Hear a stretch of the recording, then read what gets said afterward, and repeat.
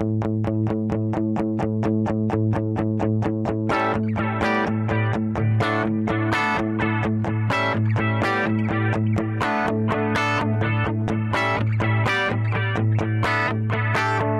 reason I wanted to come and speak to everyone is I'm a great believer in trying to share whatever crazy experiences we all have, and we all have a lot of crazy experiences here, and to try and sit there and help anyone coming into this city now.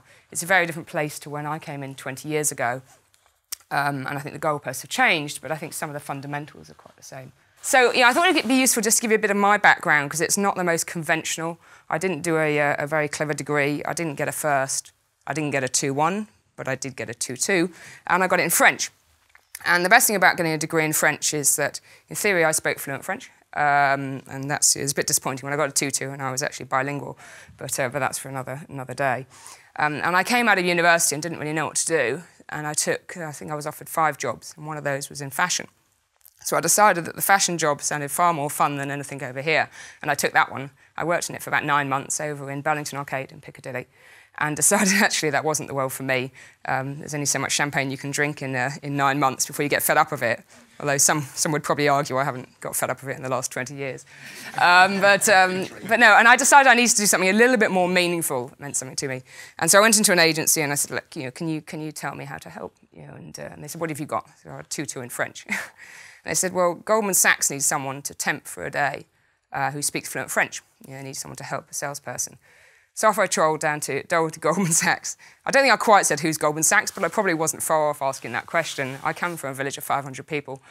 And I walked into the Goldman trading floor, and I always joke that there were almost as many people on that trading floor as in my entire village. I didn't have any neighbours. There were no neighbours around us, 5 acres of land. So it was pretty daunting, and I decided I was just going to wing it. I'm probably still winging it 20 years later. And a day became a week, and a week became 2 weeks. And eventually, after 2 months, they took me on. And I think that was because I sat there and I decided really to just sit there and put that effort in that Hugh talked about. And I didn't know as much as all these people. There were college graduates there. There were people who spoke 5 languages, had firsts from top universities.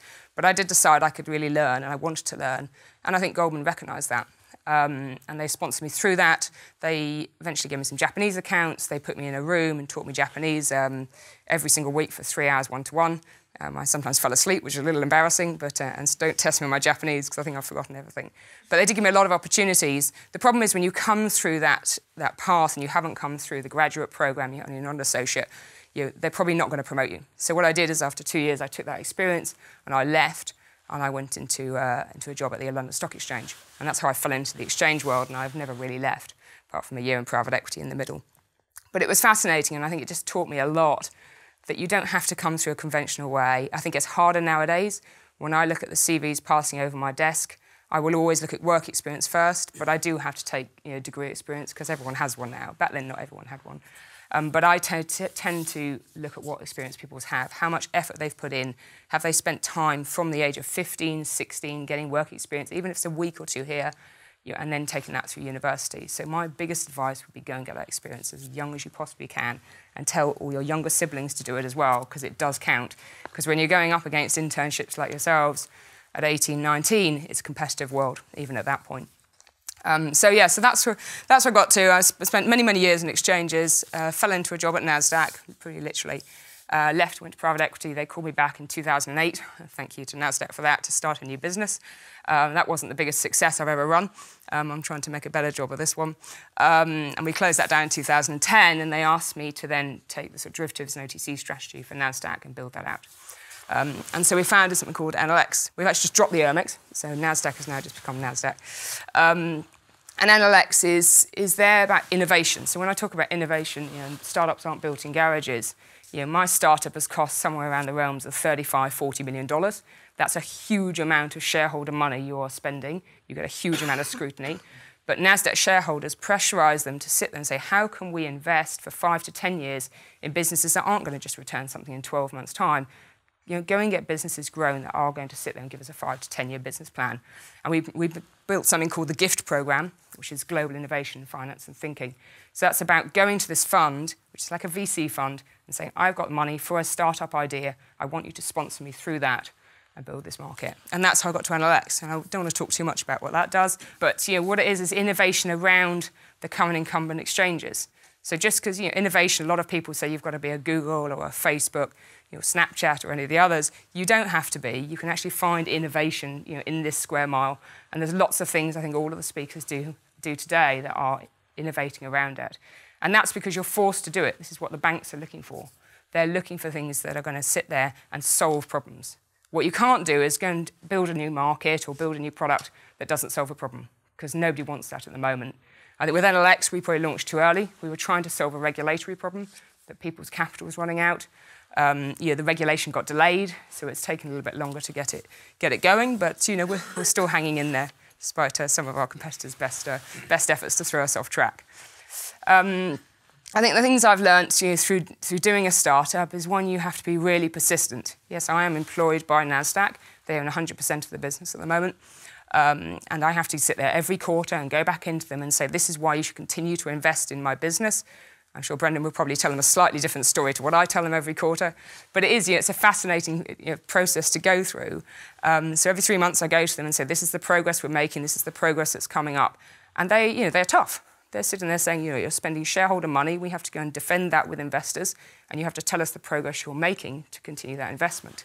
But they do see that it's also a long-term plan. So you go through a pretty torrid few hours of interrogation, and then you get a call the next day saying, we recognise actually this is a long-term plan and we're really delighted with the progress. So that's all going well. The advice I would give is, don't give up. If you want to go and do a startup, and that can be one that you find in the garage, that can be something where you're launching a new product for one of the organisations you heard from, you can't give up. You've got to be so persistent. You've got to go home. It's rare I'm in bed before 1 o'clock. It's rare that I haven't spent at some point between 1 and 6 o'clock in the morning sending an email to someone with some idea. And it drives the team absolutely crazy, because I start sitting there complaining that I haven't had a response by 7 o'clock. But you're constantly thinking about it. The other thing is you have to have the skin of a rhino. When people are sitting there, and especially in a competitive world like the city, you have to sit there and protect yourself, and people are going to throw mud at you. And that might be the people sitting next to you who are competing against you for your job, and that might be your competitors somewhere else.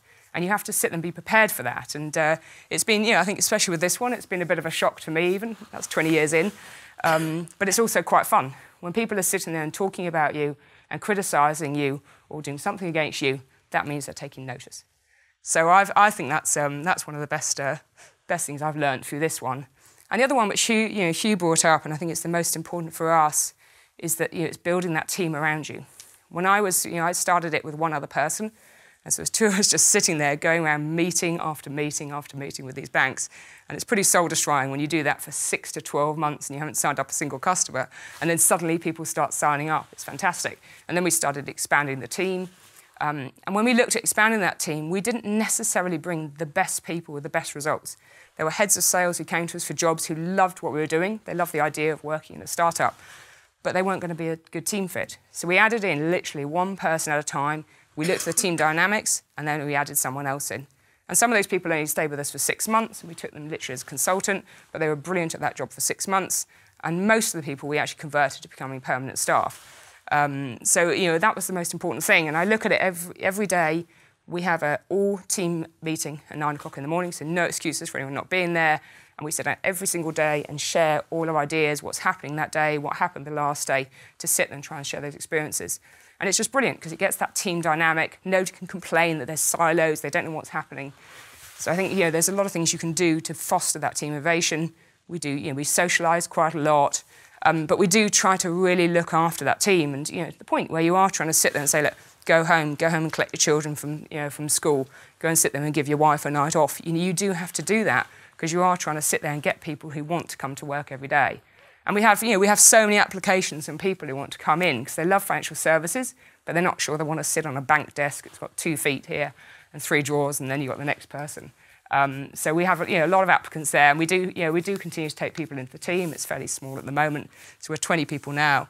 But I think for me it's the best mix. Having done 20 years in 1 square mile, and it's a long time. You don't walk around this square mile without bumping into a lot of people you know.